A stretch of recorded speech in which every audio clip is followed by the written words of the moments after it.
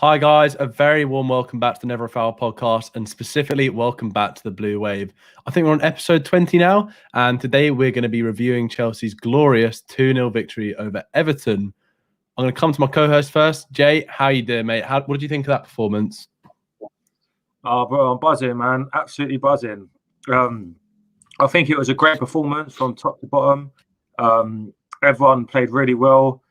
And it's just a really good time to be a Chelsea fan, you know. Like, I'm confident before most games, yeah. And after that performance again today, it just shows why we're so confident at the moment going into matches. And personally, I think maybe that was probably our best performance. Going up, fair enough, we beat Liverpool, but I mean, in terms of creating chances, overall play, I think that was maybe our best performance under Tuchel.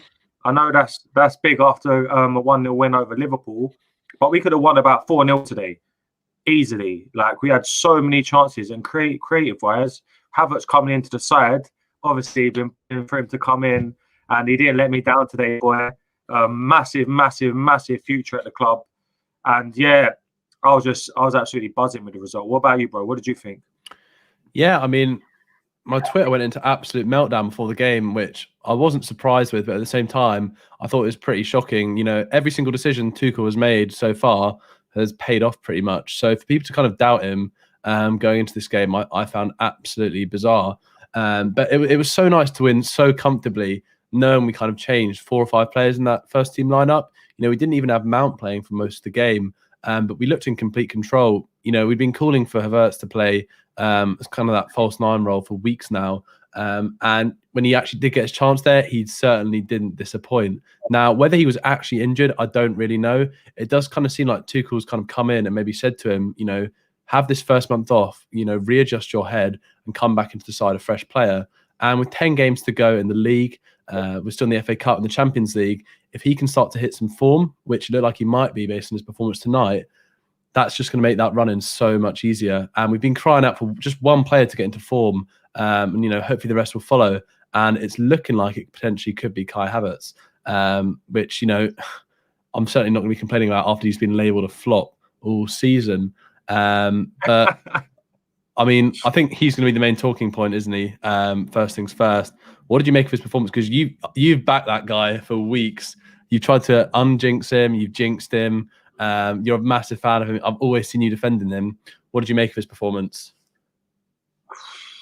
Absolutely. Just what I know he can do in a Chelsea shirt. Me tonight was that. I've been waiting for him to come into the side, and I've always said, all right, yeah, he was underperforming, and I can understand people having their worries, but I feel like he was. I think some of the criticism he got were warranted.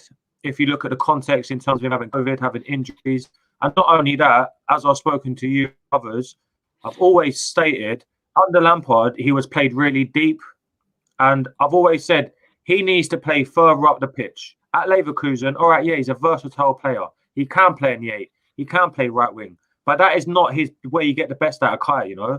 When you play him as a centre forward or behind a striker, that is where you get the best out of him. His runs in behind today were really, really good. And that's what I know he can bring to the table. And even for the penalty, great movement. He was unlucky to get a goal taken off of him.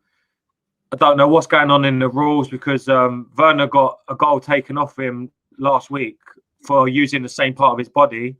And Kai got it taken off him for that same part of his body. So it's a bit like you either give one, you don't give the other, or you give that one, you don't give the other. It don't make sense to me personally, the rule.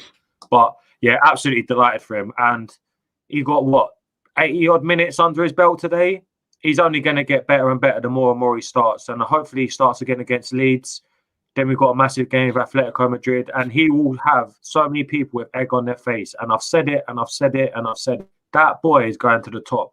And I have zero doubts about it. And today, first game back in how long, he didn't look like a player that hasn't been playing, you know. But I want to get your views on him, Jack. How did you think Kai done today? Yeah, I mean, I think it has kind of been overblown in many ways. Like him kind of potentially flopping so far. I don't think he's flopped by any means. I don't think it's completely wrong to label someone as a flop, you know, when they've been in the country for 5 months. And, you know, we've signed him for at least kind of 4 or 5 years. So wait till that spell's over, first things first. But when you look at the context, as you've kind of said, he's had COVID. He seemingly suffered the long-lasting effects of COVID. He's moved abroad at the age of 21. Like, if I moved abroad at the age of 21 without my family, I don't know how I'd be able to handle it. And he's in the media spotlight the whole time because of that price tag. The only game where I really kind of looked at him and thought, what is happening here, is that Wolves away game. He could barely kind of put a pass together in that game. Every pass was falling short. And I think that kind of epitomized, the mental state of that guy's mind at that point in time. I think Tuchel's obviously got a very clear plan for him, and that was obvious today more than anything. So I couldn't be more excited to kind of see how he actually progresses in this kind of run-in now. And I think he's going to be an absolutely key player. And as you say, there will be a few idiots who doubted him, and they're going to definitely have egg on their face. There's no doubt in that. But another area I really wanted to revisit, particularly after Thursday night's performance, was our defence, because defence looked pretty solid against Liverpool. We did allow them a few chances, but I think he's made 4 changes to that defence that started against Liverpool for our game tonight. But our defence looked as solid as ever. And previously, that was one of our great undoings when we rotated the defence. Everything just went to absolute shit at the back. So what do you make of what he's actually done to our defence so far, Thomas Tuchel? Yeah, I think there's a structure in place in terms of defensively. I think we're really solid. Obviously, he's gone to the 3 at the back, which has really, really helped. It hasn't just helped defensively, it's also helped in terms of midfield. It's just brought a bit more balance team. And yeah, normally if you tell me we're chopping and changing defenders, I'm going to be automatically worried, But yeah, like, he brought in Zuma today. I thought Zuma had a really good game, and I was kind of worried about Kurt because I've always rated him in the back 4. I think of late, Barnsley and the Southampton game, he looked really shaky in the back 3, But yeah, he come in today. He played really well. Thankfully, got past that little knock he had in the second half. I think had everyone worried. Christensen today absolutely mustard once again. I think the performance, the bit that stood out for me was when Richarlison was 1v1 with him, and he just dealt with it with complete ease. And then at the equator, he looks great to the side of them. And we haven't even had Thiago Silva come back. And like you said, he's been changing. Rudiger's been playing really well. Thiago at the start, really well. And then the wing backs have been chilling in terms of Reece James or Hudson-Odoi on the right, or Chilwell and Alonso on the left. Alonso came in today after 2 really good performances from Chilwell, and he was quality. And he was unlucky not to get the assist for the first goal. What about you? How do you think Tuchel's done with the defence? Yeah, unbelievable, to be honest. You can see how clear the defensive structure actually is when we can kind of chop and change it, but it still doesn't really affect it all that much. I think he's definitely looked at our defence, which, let's be fair to it. That's the defence that has been destroyed on so many occasions by so many different teams. But it's kind of stood strong in some very, very tough fixtures.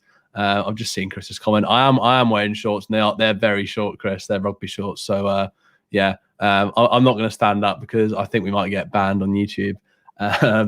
But yeah, our defense has been just absolutely quality.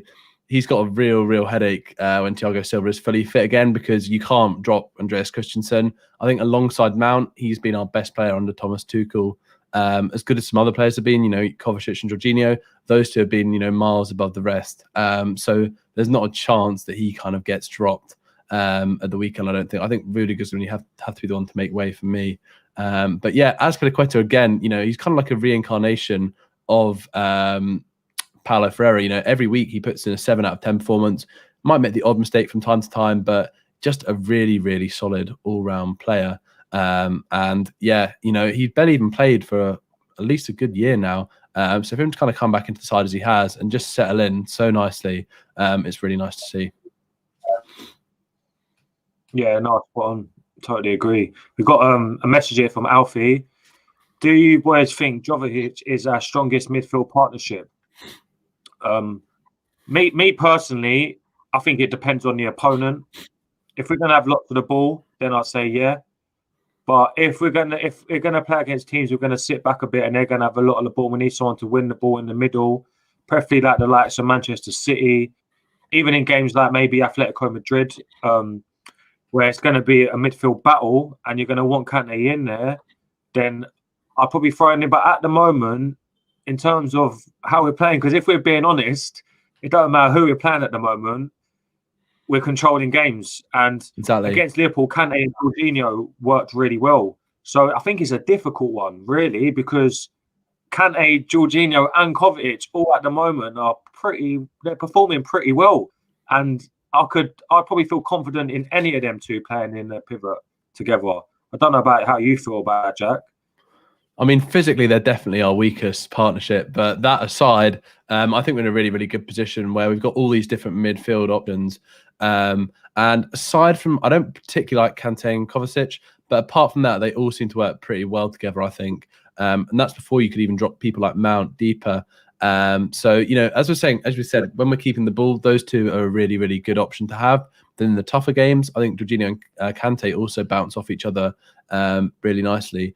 And there's been times like, you know, it's easy to doubt that midfield, I don't think Frank always got the best out of them. But Tuchel's kind of realised their uses. And, you know, fair play to them. They have got limitations, but we're not seeing that quite as much because of how we're setting up the team. And that back three is a big part of that, you know, offers a lot more protection for them. And I think particularly, you know, someone with Christensen's passing at the back is a really, really nice option to have, and certainly links up to those guys really nicely. Yeah, I think that's spot on. I think if you're going to talk about any of them in a two, Kovacic and Kante is probably the two that you don't really want to see. Whereas Kante and Jorginho, as we saw against Liverpool, actually has a nice balance. And I never thought that before. Because Kante kind of sweep up maybe the mistakes Jorginho would make when he's playing with Kovacic, if that makes sense. Whereas Kovacic and Kante, yeah, I don't know. I think Jorginho controls the game, and then you've got Kante winning balls. And that balance together works really well against the top sides, as we saw against Liverpool on Thursday. So, yeah, answering your question, Alf, it all depends on the opponent for me. And I think going into the game with Leeds on Saturday, I'd probably start Jorginho and Kante. I don't know about you, Jack, but I'd probably start Jorginho and Kante against Leeds. Bit of control and the ball winner Leeds is a tough game, I think. Obviously, they just run so much. Yeah, I mean, then they're going to be pressing our midfield a lot, and that's what Liverpool did to us, obviously, when they kind of could. So I think Jorginho and Kante is probably the perfect combination for that game. You know, I don't think the midfield's going to have a huge amount of time on the ball. It's going to be a very, very tough game, I think. They'll come at us right from the very off, and I think those two are probably our best option in midfield for that game. But yeah, David Branch, I was just about to ask this question. Does Mr. Miyagi need to rub his hands together for Timo to fully get on the goal trail, boys? Now, you've been another big defender of Timo, Jay. I'd like you to talk me through his performance today. Yeah, wasn't a great performance, was it, from the boy? In terms of finishing, especially what you want from your striker. As I always say, you want your striker to score goals. So I'd be a bit of a hypocrite if I sat here and said, "Oh, he done this and that," because at least normally when he don't score, he gets an assist or he's involved in the goals. I know obviously Liverpool was unlucky because for me he should have got that goal and it was wrongfully disallowed. But yeah, two chances today that I expect him to bury. And the thing is, right, with Timo and Kai, and I'll bring Kai into this as well, is that, all right, yeah, fair enough, people want results straight away, and I do understand that. But Timo at Leipzig, he would have 6 chances a game. But the only difference he'd have 6 chances and he's going to score. I think Dan McCarthy put it perfectly like that on Twitter earlier. And that was him. But at the moment, he's having these chances and he's missing a few, but he's not getting that goal. I'm not going to give up on him because I think his ball, like the way he's moving, like off the ball, is really well. Like to that first chance, the way he left Holgate, like it was even a bit of strength. I was a bit like, oh, he shook him off nice. Do you know what I mean? To get into it, and it's just like go across goal, and he's gone for the near post, and it's just, I think it's a confidence thing, you know. And I know I keep saying it, but I think he's thinking too much about what he wants to do next instead of just going with his natural instincts. And I do honestly believe once he gets a few goals, he will come good. And I said the same about Kai. I just said, just be patient. Just give these two boys a bit of patience because they've got unbelievable talent and they're finding their feet. And in time, they will be the players that you saw in the Bundesliga. I have no doubt. And I think going into the game on Saturday, I think I said I want to see Cho, Mason, and Havertz start, because I do feel that Werner does deserve to be drafted to his performance. The only thing for me that is pretty annoying is it's going to be such an open game, and I do feel that Werner is best suited to play against Leeds. So it's a tough decision. I don't know how you feel about that, bro. Yeah, I mean, I'm going to sound like that coach that was on Twitter the other week when he was talking about Brighton's chances. You know, those aren't the sort of chances that Brighton strikers were going to score, like even though they were tap-ins and stuff. But I think Timo's best when he's kind of running through on goal, you know, bearing down on the keeper, and he can just smash the ball without really thinking. Some of the chances he's getting, I've watched like numerous kind of compilations of him in the Bundesliga, and they weren't the sort of chances he would get in the Bundesliga. He'd always be best when he was literally running onto the ball at top speed. Didn't have too much time to think, but, you know, it was all kind of instinct. And I don't think he's had as many of those chances since he kind of moved here, which was always going to be the case in reality. You don't get that kind of space in the Premier League. Teams sit a lot deeper. I do in some ways kind of question exactly why we bought him. I don't think we necessarily thought about exactly what his suitability would be like in the Premier League. And we've rather kind of used it as a chance to get one up on Liverpool. If, you know, they can't have him, we've got him at least. You know, he'd have been a very good signing for them, I think. But I still am very confident in him, and I'm going to go against you and say he should play against Leeds. I think that is the sort of game that will suit him. And if he's not going to get confidence from a game like that, I really struggle to see where he will get it in this kind of final run-in. I was kind of surprised that he didn't go with another striker tonight, Tuchel, or even, you know, play Havertz up there by himself, because it's a bit of a dilemma we've got with Timo and Kai, in that neither of them are actually strikers. You know, I think they actually complement each other quite nicely, but it's strange that we still don't have a recognised striker with those two. But I don't know what you think of that. Yeah, I think they're 9.5s, isn't they? If we're going to go into it, really, they're not number 9s. They're just in between a 9 and a 10. Yeah. And I think Tuchel knows that. And I do agree with you, boys. Like, I'm just trying not to, you know, like, I'm trying to be, what's the word? Not Positive. biased in my choices, you know, and I'm trying to be positive as well. But I'm also not trying to be one of them guys who's just going to be like, play Timo, play Timo, play Timo. Like, he did have a great performance today. And if he's dropped against Leeds, I fully understand it. Although I do feel at times he's done some really good link up with Kai. And I do think the more they can play together, the better understanding they'll have on the pitch, and it will work in our favour in the due course. But yeah, I do agree with you, boys, because you know what? He's best suited to play against Leeds, and then hopefully it goes well. But then you can always rest him against Atletico Madrid, which is a game that probably doesn't suit him as good as it would against Leeds. So maybe we give him his chance on Saturday. Hope he gets a goal. Hope he has a great performance, and even then we can still rest him against Atletico Madrid if needed. But if he doesn't score at the weekend, you take him out against Atletico Madrid and you bring in a Tammy or you bring in a Giroud. So it's just good to have these options as well, you know. Yeah, no, definitely.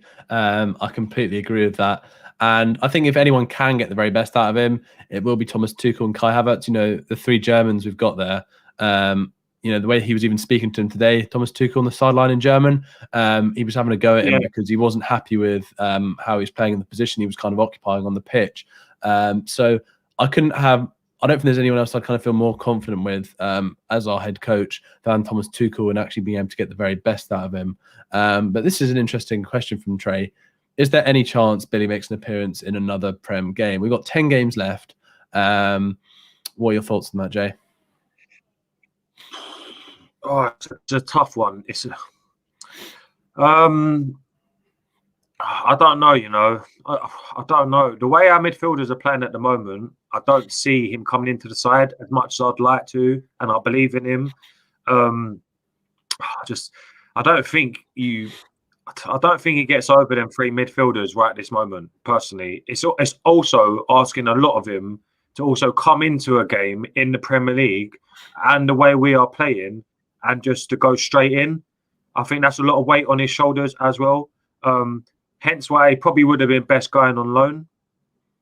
But saying that, if we can wrap up top four and, you know, last game of the season, maybe last few games of the season, get away with playing Billy, not like get away with him as he's not, because I still think he's someone that is very, very capable of playing in his Chelsea side. Then I'm all for it. But I just think at the moment we need to secure top four, and as much as Tuchel likes to make changes, that is a big change to put Billy into this side right now with the way they're playing. Because if he comes in and let's just say we play a team and we lose that midfield battle and we lose the game, then what people are going to be looking at is like, oh, well, Billy's come into the team and all of a sudden we've lost. And then that can also really, really put a dent in his confidence going forward. So, yeah, it's a tricky one, although I do feel we could do a job against certain teams. So maybe with the games coming up against the teams in the relegation, I think we've got 8 teams in the bottom 6 coming up in a run of games after we play. Is it after Atletico Madrid? We think that. Yeah, I think so. So maybe you could put him in one of those matches and see how he does. Maybe, or even off the bench. I think even a bench cameo against one of them teams first would be the world of good. But it's a tough one because I have faith in Billy. But at the moment, we're doing so well, especially in midfield. That midfield is looking so great. I wouldn't really change it personally, but that's my opinion. I don't know about yours. Yeah, I mean, it's a difficult one. I was all for him staying at the club. And the very fact that he did stay at the club, I just assumed meant that Tuchel had a very clear plan for him. And, that was kind of agreed with the board that they would have some kind of plan with him to actually get proper minutes. He's barely played since then. And I am starting to doubt exactly why we've kind of kept him. I think a 6-month loan could have been really, really beneficial for him. And, for the club as well, we could have potentially kind of seen if he was someone that was ready to step in where Jorginho is come summer. If he'd gone on a good Premier League loan, performed well, the club can then look at Jorginho and say, oh, we've got a 30 million asset there. We can just get rid of him. We've got Gilmour who can come through. He loves the club. And, he's a lot more complete than Jorginho as well. Physically even, he's a lot more mobile. So I don't really know what's kind of happened there. I think they maybe anticipated that the midfield would have been a little bit more competitive. He would have been able to kind of force Tuchel to make some difficult decisions. But because those 3 midfielders have been pretty much outstanding, it's difficult to see exactly kind of where he can possibly come in. I would expect him to play against Sheffield United in the Cup. I really would hope that. They're barely a Premier League team at this point. And I think he could. Cup game, I think he could really kind of have some fun in that game, given his kind of player profile. But another thing I am slightly surprised about actually is the fixtures we've actually got coming up. I thought we were in for like an absolute hell month, but we've actually already kind of navigated that. We beat Atletico away, we drew to United, we beat Liverpool away, and we beat Everton. Those are a lot of the hard games kind of out the way now. If we can beat Leeds, we're in a really, really good position. I know, it's absolutely nuts. And if we can get I reckon we could get to a position where we need probably 1 win in the final 4 games to, seal top 4. I don't think second is anywhere near as far away as some people are kind of making out at this point. What's your thoughts on that? Yeah, no way. I think with the games we've got coming up, and if you look at everyone else's fixture lists, like Leicester, Man United, because they're the teams I'm looking at right now, because I'm looking in front. I'm not caring about who's behind us. Then I think we can definitely get second. Especially, I feel like Man United in those games will drop points. Where we got these 3 fixtures coming up, they're all winnable. I think United will drop points in them games. I think maybe Manchester City game yesterday was probably the best they've looked all season, but that's also against a team that is 14 points clear in the Premier League. So it's a bit different. So yeah, I'd definitely aim for second in the league. I remember, I think Branchy in the comments will know, we all had a conversation when I was at 6 points, Liverpool Everton, and we went out and we've got it. That is absolutely massive. I just feel like we can get on a really good run, and we're already on one, but I think we can keep going and going. That's how good we look, especially defensively. Like if we can score goals, I don't see any reason why we can't beat. We could win the majority of our remaining games. That is how red it is if we can continue at this level, personally. Yeah, I don't know. United are so frustrating, to be honest. I think they deceive a lot of people. They don't really have that much of a clear play style. I don't really know how they're in the position they're kind of in. If we had even half their luck, we'd be kind of 5 or 6 points clear in second. It's unbelievable. I'm not too bothered at the same time because it means that Ole's going to stay. He's not going anywhere if they're getting these results. He's not good enough to take them, to a title or anything, but he's also not quite bad enough given the resources they have, that they're going to kind of drop out of top 4, clearly. So it's a bit frustrating at the moment, but, I don't think they're going to concern us whatsoever next season. We've got lots of really good questions coming here. I really like this one from Kyle. At this very moment, what is our strongest starting 11? Now, we've kind of already addressed little bits of this, and it does definitely depend on who we're kind of playing. But, the biggest game we've got this season now, the biggest game we've got left in the remainder of the season for now is Atletico at home. Who are you going to play in that game? Yeah, because that is a good question, Carl. Because for me, we're on such a great run, and the good thing about it, in a way, is that we don't even know our best team. So we've literally we're beating these teams, keeping clean sheets left, right, and centre, and I still don't know our best team because everyone is playing well, and that's a credit to Tuchel and the way he's managing the whole squad. Like, fair play to him. Like we said before today, 5 changes.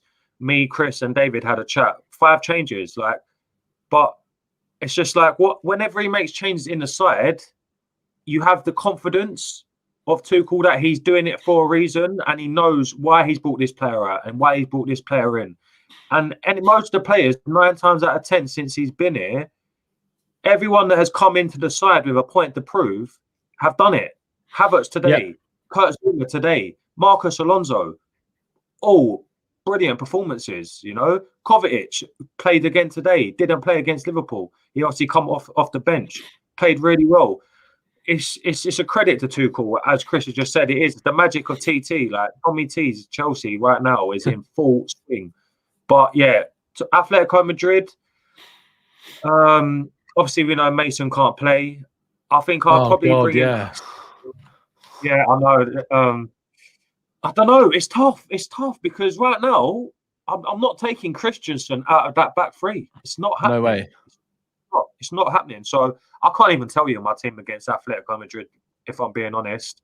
So yeah, I'll give you a different question. I'll give you a different question because I realised that I forgot we had 2 players out for that game. That is slightly flawed. So what we'll go to instead, say we've got Manchester City in the FA Cup final tomorrow. We've got no players suspended. Everyone's back in the team. What team would you play? All right, cool. Mendy in goal. Fucking hell, this is tough. Mendy in goal. Reece James right wing back. Aspilicueta. Christensen. Thiago Silva. Ben Chilwell. Jorginho Kante. Mason Mount,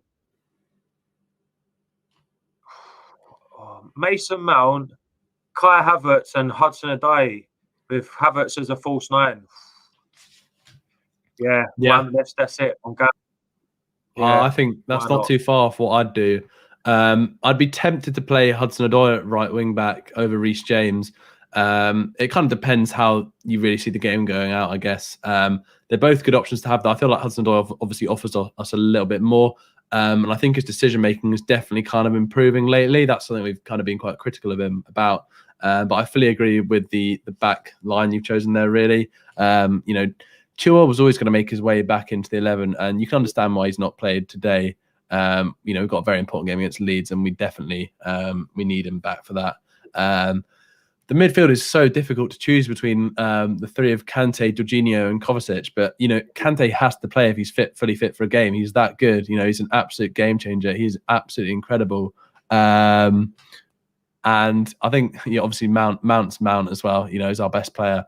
I'd be tempted to still try Timo and Kai, regardless of what you kind of think of Timo. I know. It's difficult. It's so difficult. It's so difficult because even then I'm like, I've left Timo out. Do you know what I mean? But yeah, it's really hard. And you know what? I get what you're saying with Hudson Odoi at the right hand side. He does offer us something different as well.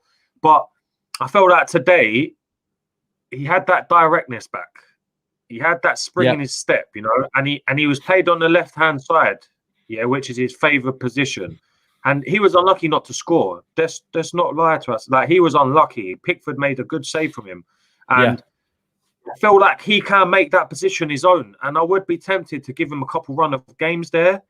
But it's just good options because at the end of the day, we still got Ziyech and Pulisic on the bench as well. You know, Tammy and Giroud. It's just we've got an unbelievable squad, unbelievable. And I think one thing I just want to touch on as we're talking about the squad is every week everyone's like meltdown in 30 minutes, meltdown 15 minutes, meltdown in 20 minutes. Why is there have you seen our squad? Like, just instead of moaning about who's playing, be happy that we've got these players fighting for positions. You know, we could be Arsenal. Our bench today, yeah, throw in Tammy Abraham into there as well, right? Is probably them players, most of them get into Arsenal's first 11, mate. Like, yeah, just instead of moaning, just appreciate the squad we've got, you know, like, and just enjoy the players, man. I don't understand all the bickering and nonsense before lineups. All right, it's just back the players who are going to get put out there and be happy we've got all these players of a certain level, you know, because it could be much worse, especially looking at our teams in the past and our benches. Could be a lot worse. Well, as I said earlier, and we've spoken about numerous times, every gamble Tuchel takes pretty much pays off.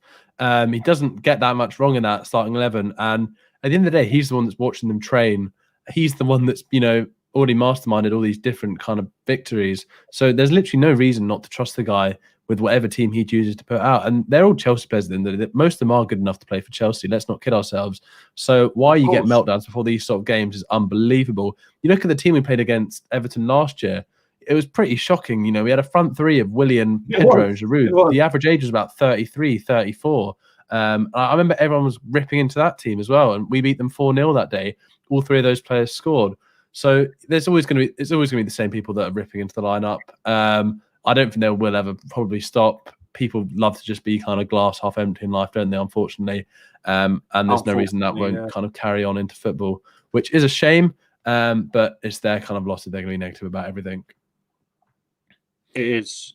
I've got a question for you, Jack, and everyone as well in the comments who's watching. If we continue this run, right, and especially defensively as well, and we continue to get goals.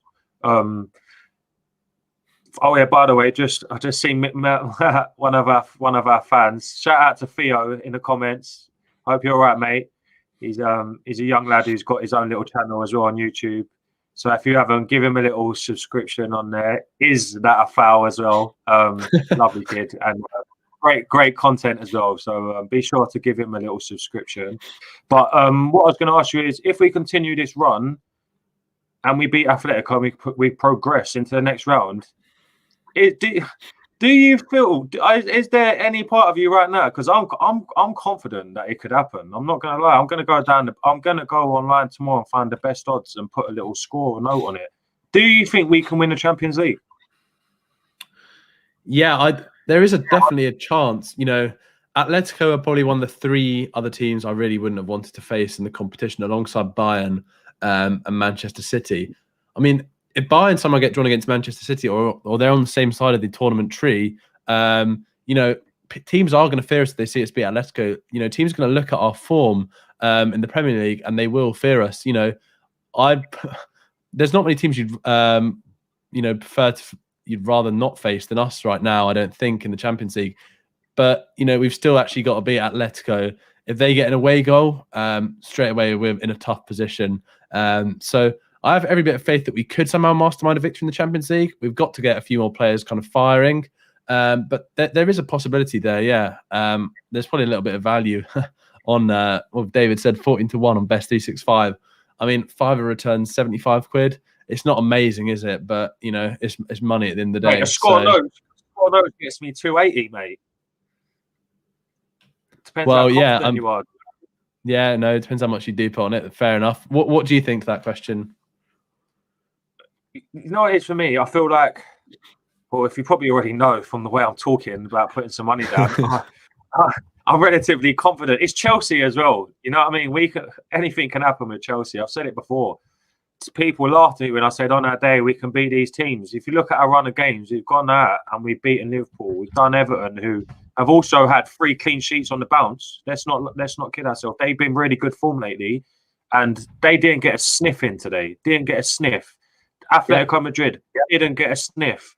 Liverpool didn't get a sniff. Even in the Man United game, didn't get a sniff, mate. We are defending so well.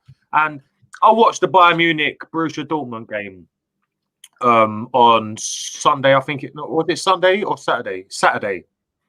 And Bayern, all right, yeah, they're ridiculously good. Like once they get going in a game, they've got players like Lewandowski in that side that can just tear you apart. You know what I mean? But sure, they're a team that can be get at. I'm not saying we'll beat them, but they're probably the team that you don't want to face out of any of the sides in the Champions League. And the way we're defending at the moment, as long as we can score goals in games, I don't see any reason why we should fear anyone. Given we continue this form, then I don't see any reason why not. Like, even if that Premier League games, I'm so confident at the moment. I even put a tweet out earlier with our remaining games, 0 losses. Bookmark it. Like, all right, I probably am really, really, really confident, but why shouldn't I? You know, first time we've had 5 clean sheets at home in a row. Is that correct? Yeah. It's the first person. I think he might be the first person in Premier League history to get 5 clean sheets in a row in his opening 5 games. And you can't underestimate that guy. You know, he's not some kind of cowboy manager that's kind of come in. You know, this is an absolute genius. Let's not kid ourselves. It hasn't worked out for him at previous clubs, but that's nothing to do with his quality as an actual manager. I don't think there's that many that are actually better than him in world football right now. When it kind of comes off to potentially getting those 1-0 victories, and you know, tactical masterclasses. 100%. And I think as well, a lot of people, I think my mate Ollie on Twitter, even he said it. Tuchel is reminding me a bit, and he reminds me as well. Like, remember when Mourinho first come to Chelsea, and that bit of swagger in press conferences. Not as much as Mourinho, because no one would ever top Mourinho. Like, I'm the special one. Do you know what I mean? Mourinho is Mourinho. No.